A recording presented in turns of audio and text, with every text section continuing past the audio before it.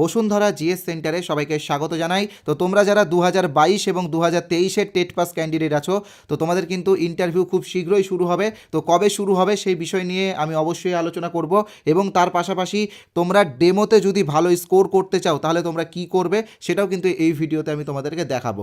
মনে রাখবে যে ডেমোতে কিন্তু 5-এর মধ্যে 4 বা 5-এর মধ্যে 5ও পাওয়া যায়, জাস্ট কয়েকটা নিয়ম তুমি যদি মেনে চলো। তো সেই নিয়মগুলো কি সেটা আগে আমি তোমাদেরকে বলবো, তোমরা কিন্তু ভিডিওটা মনোযোগ সহকারে দেখবে, এবং তারপরে আমি তোমাদের সামনে আলোচনা করব যে কবে তোমাদের ইন্টারভিউ শুরু হবে এবং ইন্টারভিউ কোথায় হবে, ডিপিএসসিতে হবে নাকি এপিসি ভবনে হবে, এবং তার পাশাপাশি ইন্টারভিউয়ে 10-এর মধ্যে সর্বোচ্চ কত নম্বর তোমরা পেতে পারো বা সর্বনিম্ন তোমরা কত নম্বর পেতে পারো, সেই বিষয়গুলো কিন্তু এই ভিডিওতে আমি আলোচনা করব।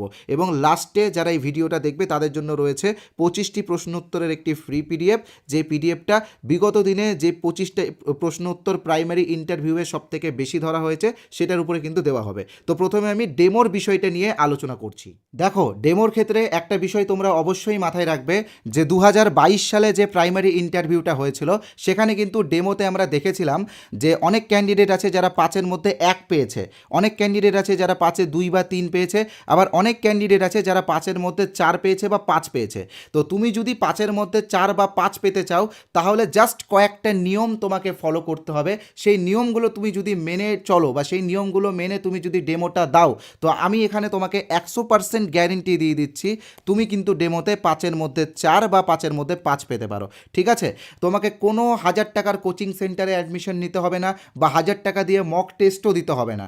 তুমি জাস্ট আমার এই কথাগুলো মনে রাখবে, মাথায় রাখবে, এবং সেইগুলো যদি ফলো করো তাহলে আমি এখানে 100% গ্যারেন্টি দিলাম যে তুমিও ডেমোতে 5-এর মধ্যে 4 পাবে, 5-এর মধ্যে 5 পাবে। তো তোমাকে কিন্তু পুরো ভিডিওটা মনোযোগ সহকারে দেখতে হবে, স্কিপ করে বা কেটে দেখলে কিন্তু কোনো কাজেই লাগবে না ভিডিওটা। ঠিক আছে? তো ডেমোর ক্ষেত্রে জাস্ট 5টা গুরুত্বপূর্ণ নিয়ম তোমাকে মেনে চলতে হবে। সেই 5টা নিয়ম কি আমি এই ভিডিওতে বলে দেব, তুমি জাস্ট খাতার মধ্যে নোটস করো আর এক একটা করে পয়েন্টগুলো কিন্তু ভালো করে বোঝার চেষ্টা করো। ঠিক আছে? মনে রাখবে, ফার্স্টে যে নিয়মটা তোমাকে ফলো করতে হবে সেটা হচ্ছে বোর্ড ওয়ার্কিং। যে হোয়াইট বোর্ডে তুমি ডেমো দেবে সেই হোয়াইট বোর্ডে কী কী কাজ করতে হবে সেটা কিন্তু ফার্স্টে আমি তোমাদেরকে বলবো। এখানে আমি একটা নমুনা দিয়েছি, তো এটাকে আমি বিশ্লেষণ করেও তোমাদেরকে বুঝিয়ে দেবো। ঠিক আছে? তোমরা এটার একটা স্ক্রিনশট নিতে পারো, বা তাছাড়াও এই পিডিএফটা আমি তোমাদেরকে দেবো। এখানে পিডিএফে আমি সব কিছু দিয়েছি, গাইডগুলো। তবে আমার মনে হয় পিডিএফের থেকে গুরুত্বপূর্ণ হচ্ছে আমার কথাগুলো শোনা। সবাই কিন্তু আমার কথাগুলো মন দিয়ে শুনবে। মনে রাখবে, ডেমোতে তুমি যদি কম নম্বর পাও তাহলে কিন্তু চাকরিটা তোমার হবে না, ডেমোটা কিন্তু তোমাকে ভালো মতনই দিতে হবে। তো ফার্স্টে আমি কি বললাম? Board working. ঠিক আছে? এবার আসছি আমি সেকেন্ড পয়েন্টে। সেকেন্ড পয়েন্ট খুবই গুরুত্বপূর্ণ, এবং সেকেন্ড পয়েন্ট অনেকেই ফলো করে না দেখে ইন্টারভিউয়ে কিন্তু ওই 5-এর মধ্যে 2, 3 এরকম নম্বর পায়। তো সেকেন্ড পয়েন্টটা হচ্ছে পূর্ব জ্ঞানের সাথে সাক্ষাৎ। ঠিক আছে? কি করে করবে সেটাও আমি বুঝিয়ে দেবো এই ভিডিওতে। ঠিক আছে? থার্ড পয়েন্টটা খুবই গুরুত্বপূর্ণ, সেটা হচ্ছে অভিনয়।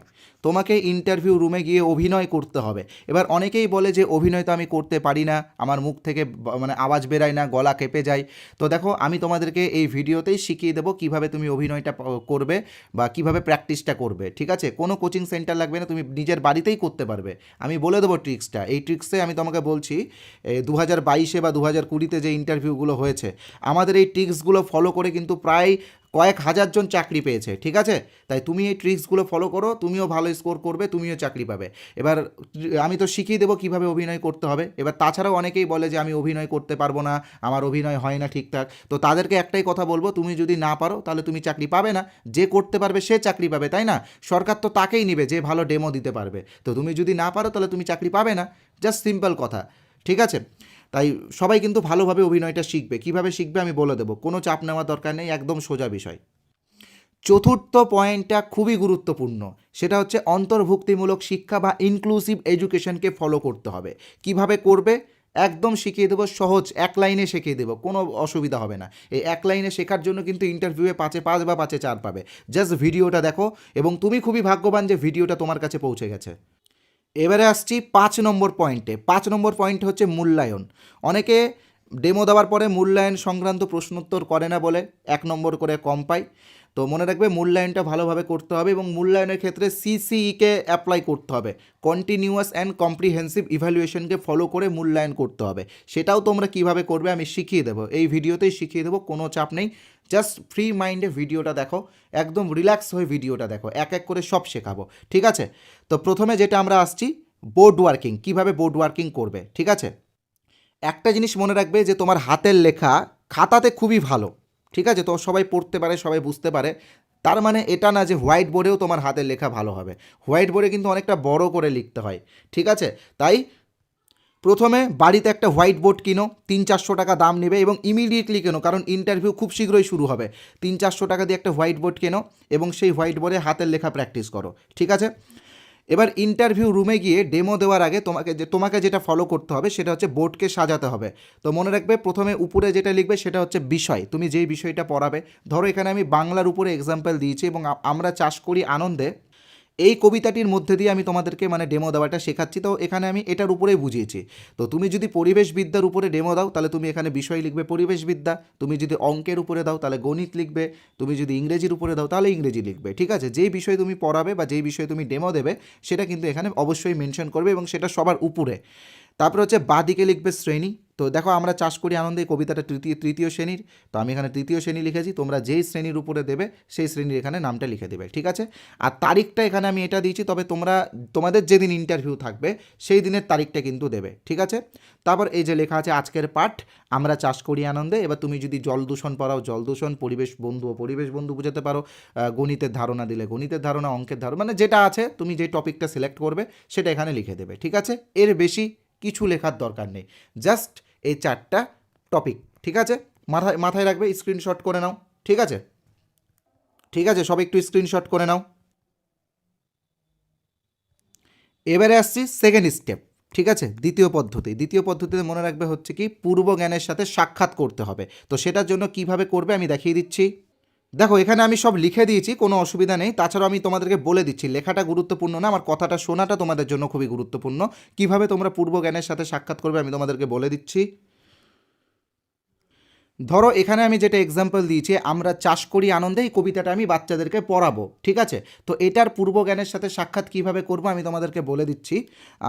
ধরো বাচ্চাদেরকে আমি এরকম একটা প্রশ্ন করতে পারি, গিয়েই ধরো বলতে পারি যে তোমরা সবাই কেমন আছো, তো বাচ্চারা বলবে যে হ্যাঁ ভালো আছি। তো আমি কয়েকটা বাচ্চার নাম রাখবো, যার মধ্যে একজনের নাম থাকবে হচ্ছে ধরো সুমন, ঠিক আছে। তো সুমনকে আমি জিজ্ঞেস করবো সুমন তুমি আজকে কি খেয়ে এসেছো, তো ধরো সুমন বলল রুটি খেয়ে এসেছি তা বা মুড়ি খেয়ে এসেছি। তো আর একটা ছেলে আছে যার নাম ইয়াসিন, ইয়াসিনকে বলবো ইয়াসিন তুমি আজকে কি খেয়ে এসেছো, তো ইয়াসিন বলবে ভাত খেয়ে এসেছি। মানে এতগুলো ছাত্রর মধ্যে একজনকে আমি ভাত পাবোই, বা যদি রুটি বা ভাত বা মুড়ি কিছু না একটা পাবোই যারা খেয়ে এসেছে, ঠিক আছে। তো কেউ যদি ভাত বলে বা কেউ যদি মুড়ি বলে বা কেউ যদি রুটি বলে, ধরো কেউ বললো যে ভাত খেয়ে এসেছি, তো তাকে প্রশ্ন করবো বলো তো ভাত কি থেকে তৈরি হয়, তো তখন সেই ছেলেটা বলবে চাল থেকে, বা অন্য কেউ উত্তর দেবে চাল থেকে, কোনো একটা বাচ্চা। তো আবার আমি তাদেরকে রিপিট প্রশ্ন করব যে চাল কি থেকে তৈরি হয়, তখন তারা উত্তর দেবে যে চাল ধান থেকে তৈরি হয়, তাই না।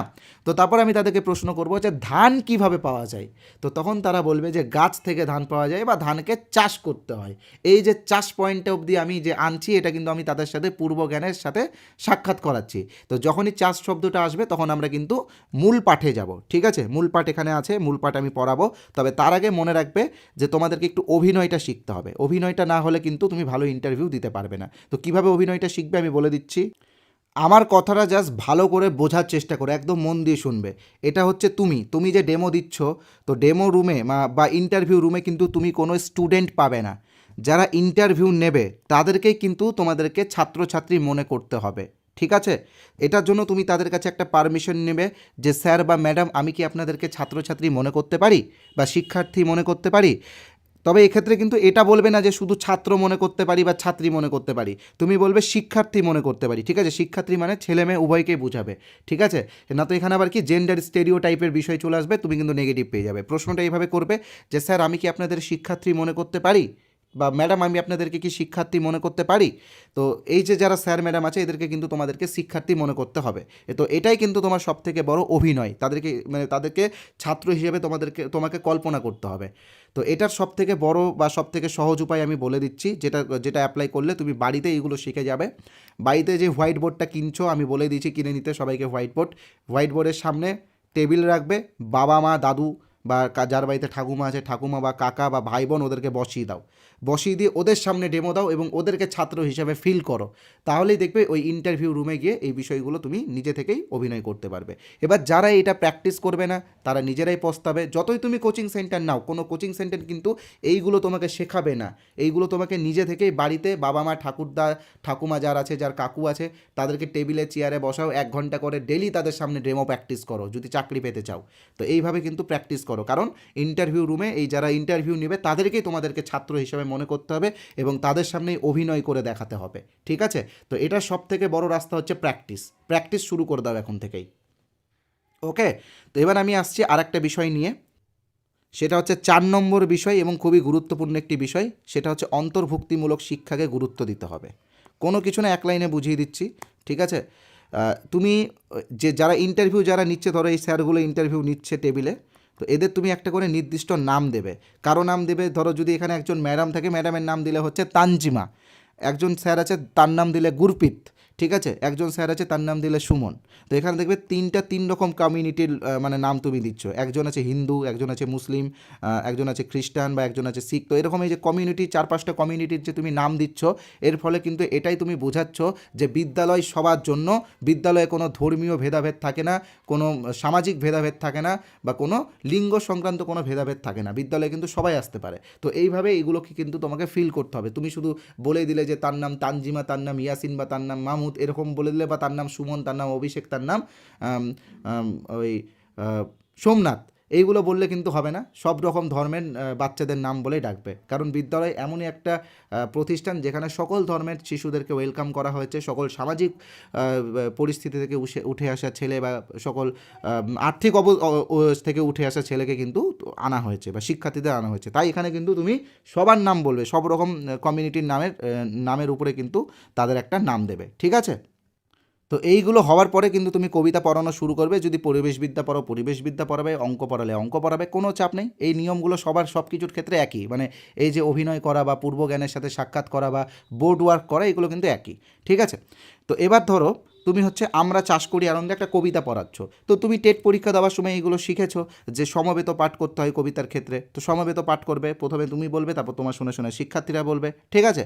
তো সমবেত পাঠকে অ্যাপ্লাই করবে। পড়ানো শেষ হলে তোমাদেরকে নিতে হবে হচ্ছে মূল্যায়ন। তো এটাই হচ্ছে লাস্ট স্টেপ বা 5 নম্বর স্টেপ, মূল্যায়ন। মূল্যায়নটা ঠিকঠাক করতে হবে। মূল্যায়নের ক্ষেত্রে মনে রাখবে যে সিসিই বা কন্টিনিউয়াস অ্যান্ড কম্প্রিহেন্সিভ ইভ্যালুয়েশনকে অ্যাপ্লাই করতে হবে। মনে রাখবে কন্টিনিউয়াস অ্যান্ড কম্প্রিহেন্সিভ ইভ্যালুয়েশন মানে 3 রকমের তোমাকে প্রশ্ন করতে হবে, যার মধ্যে প্রথমটা থাকবে জ্ঞানীয়, দ্বিতীয়টা থাকবে সামাজিক, তৃতীয়টা থাকবে নৈতিক, ঠিক আছে? বা মূল্যবোধ রিলেটেড, ঠিক আছে? একটা জিনিস তোমরা জাস্ট একটু অনুমান করো, ভালো করে বোঝো। এই যে আমরা চাষ করি আনন্দে, এটা একটা রবীন্দ্রনাথ ঠাকুরের লেখা একটা কবিতা। তো আমাদের প্রাথমিক শিক্ষা পর্ষদ এই কবিতাটা ক্লাস 3-তে কেন সিলেক্ট করেছে? তার কারণ একটাই, যে যারা 3-তে পড়ে তাদের মোটামুটি বোধ শক্তি হয়ে যায় এবং তারা যাতে বুঝতে পারে যে চাষিরা আমাদের জন্য কতটা পরিশ্রম করে, চাষিদেরকে আমরা অন্নদাতা কেন বলি, তারা চাষ করে বলেই কিন্তু আমরা খেতে পাই। তো এই যে চাষিদের গুরুত্ব আমাদের জীবনে কতটা, সেটা বোঝানোর জন্যই কিন্তু এই কবিতাটা পর্ষদ কিন্তু 3য় শ্রেণীতে সিলেক্ট করেছে। তো এখানে কিন্তু সব রকম প্রশ্ন তোমাদেরকে করতে হবে। জ্ঞানীয় প্রশ্ন তুমি এরকম করতে পারো যে আমরা চাষ করি আনন্দে এই কবিতাটি কে লিখেছেন? তো বাচ্চারা বলবে রবীন্দ্রনাথ ঠাকুর। এটা একটা জ্ঞানীয় প্রশ্ন, এটা মুখস্থ করতে হয়, তাই না? তবে মনে রাখবে যে সামাজিক প্রশ্নগুলো কিন্তু তোমাকে করতে হবে, কারণ কন্টিনিউয়াস অ্যান্ড কম্প্রিহেন্সিভ ইভ্যালুয়েশন এটাই বলছে যে শিশুর সর্বাঙ্গীন বিকাশ করতে হবে, ঠিক আছে? তো সামাজিক প্রশ্নটা এরকম যে মানে চাষিরা আমাদের জীবনে কতটা গুরুত্বপূর্ণ ভূমিকা পালন করছে, তাই না? তারা বলবে যে ছাত্ররা বা শিক্ষার্থীরা বলবে তারা আমাদের জীবনে খুবই গুরুত্বপূর্ণ ভূমিকা পালন করছে, কারণ আমরা যে খাবার খাই সেইগুলো কিন্তু সবই চাষিদের জন্য বা কৃষকদের জন্য, তাই না? কৃষকরা উৎপাদন করে বলেই কিন্তু আমরা খাবার পাই। তো এটা বাচ্চাদেরকে ছোট থেকে বোঝাতে হবে, কৃষকদেরকে যেন বাচ্চারা ছোট থেকে সম্মান করে, তাই না? এইগুলো কিন্তু বোঝাতে হবে। তাছাড়াও এরকম প্রশ্ন করতে পারো যে চাষ করার জন্য কী কী যন্ত্রপাতি ব্যবহার করা হয়, তাই না? তাছাড়াও চাষিদের গুরুত্ব কতটা আমাদের জীবনে। তো এরকম প্রশ্ন করে তুমি তাদের কিন্তু সব রকম বিকাশের ক্ষেত্রে প্রশ্ন করতে পারবে।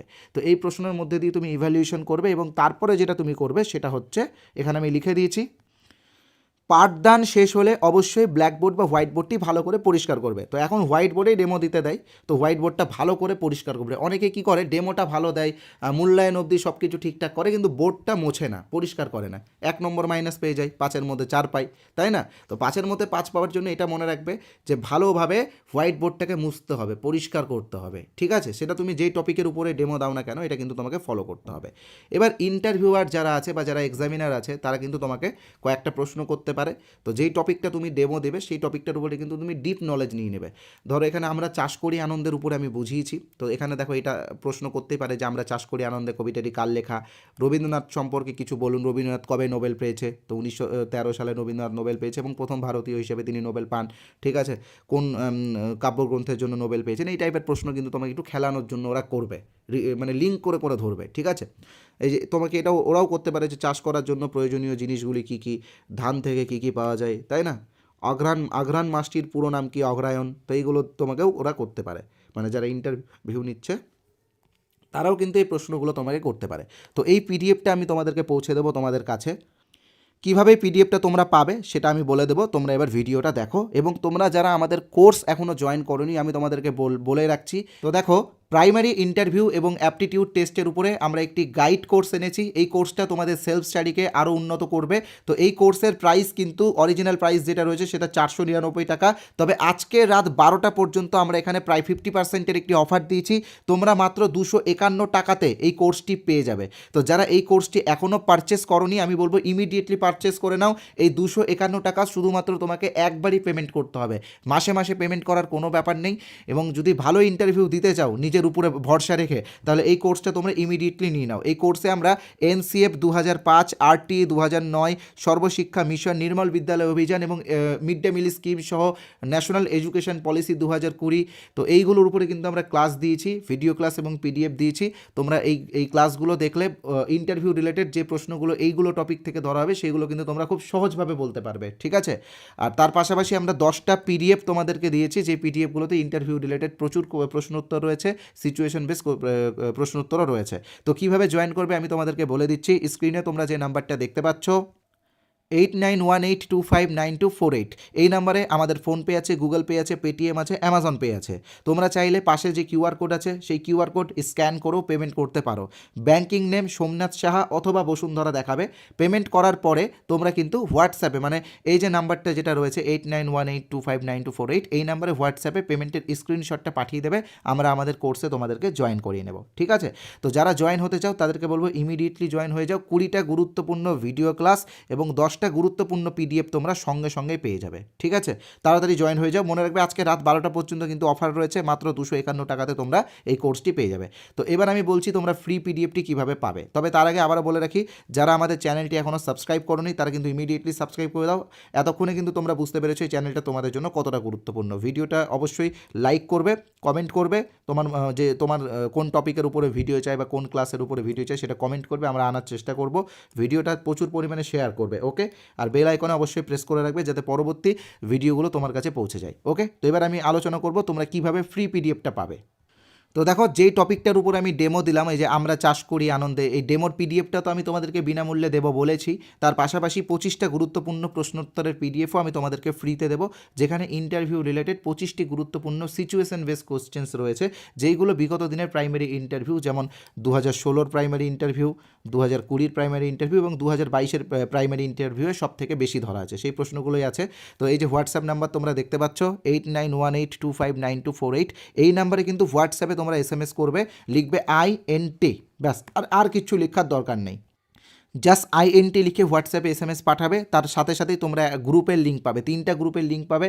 দেখবে মিডিলে যে গ্রুপটা আছে সেটা কিন্তু প্রাইমারি ইন্টারভিউ রিলেটেড। তো ওই হোয়াটসঅ্যাপ গ্রুপে তোমরা জয়েন হয়ে যাবে। তো অনেক ক্ষেত্রে তোমরা দেখো যে গ্রুপের লিঙ্কটা কাজ করে না, তো এটার কারণ কি? তোমরা আমাদের নাম্বারটা সেভ করো না। আমাদের নাম্বারটা যেই তোমরা সেভ করবে অমনি তোমরা দেখবে যে লিঙ্কটা কাজ করছে।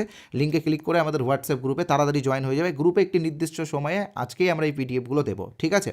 যারা এই নাম্বারটা সেভ করতে বিরক্ত বোধ করছো, তোমাদেরকে বলে রাখি, এই ভিডিওর কমেন্ট বক্সে যাও, কমেন্টে দেখবে প্রথম কমেন্টটা আমি পিন করে রেখেছি, সেটা হচ্ছে আমাদের এই হোয়াটসঅ্যাপ লিঙ্কটা, এই নাম্বারের লিঙ্কটা। সেই লিঙ্কে ক্লিক করলে তোমরা সরাসরি আমাদের হোয়াটসঅ্যাপে চলে আসতে পারবে এবং INT লিখে SMS করলেই তোমরা ওই ফ্রি PDFের গ্রুপের লিঙ্কটা পেয়ে যাবে। গ্রুপটাতে তোমরা তাড়াতাড়ি জয়েন হয়ে যাবে, ওকে? তো এবার আমি আলোচনা করব হচ্ছে তোমাদের ইন্টারভিউটা কবে শুরু হবে বা কবে শুরু হচ্ছে, তার পাশাপাশি ইন্টারভিউয়ের সর্বনিম্ন কত নম্বর বা সর্বোচ্চ কত নম্বর পাওয়া যায়, মানে 10-এর মধ্যে সর্বনিম্ন তোমরা কত পেতে পারো বা সর্বোচ্চ তোমরা কত পেতে পারো, এই দুটো বিষয়ে আলোচনা করব। আর তার পাশাপাশি কোথায় ইন্টারভিউ হতে পারে, এপিসি ভবনে নাকি ডিপিএসসিতে, তো সেটাও আলোচনা করব। তো দেখো, কেবল তোমাদের ফর্ম ফিল আপ শুরু হচ্ছে, এখনও কিন্তু 2 মাস প্রসেসিং চলে, ঠিক আছে। ফর্ম ফিল আপ হয়ে গেছে, প্রায় শেষের দিকে রয়েছে, তো 2 মাস এটা লাগবে প্রসেসিং হতে, তারপরে তোমাদের ইন্টারভিউ শুরু হবে। তো তোমরা জানুয়ারি ধরে রাখো, জানুয়ারির লাস্ট উইক বা ওই 27-28 তারিখ বা ধরো ফেব্রুয়ারি ফার্স্ট উইক থেকে তোমাদের ইন্টারভিউ শুরু হয়ে যাবে, ঠিক আছে। তো যেহেতু ক্যান্ডিডেট প্রায় 55,000-এর কাছাকাছি, ঠিক আছে, তাহলে ইন্টারভিউটা কিন্তু ডিপিএসসিতে হওয়ার চান্স বেশি। আবার একটা জিনিসও আমরা লক্ষ্য করেছিলাম, আগেরবার প্রথমে কিন্তু 30,000 ক্যান্ডিডেট ছিল যখন বিএড ভ্যালিড ছিল, তো তখন কিন্তু ইন্টারভিউটা এপিসি ভবনে শুরু হয়েছিল, তো জাস্ট 15,000 ক্যান্ডিডেট বেশি আছে, তো এখন এটা পর্ষদ বলতে পারবে। তবে মনে রাখবে, যদি এপিসি ভবনে ইন্টারভিউ হয় তো সেটা কিন্তু অনেকটা টাইম লাগবে, অনেক সময় লাগবে। ডিপিএসসিতে ইন্টারভিউ হলে সেটা তাড়াতাড়ি হয়ে যাবে, ঠিক আছে।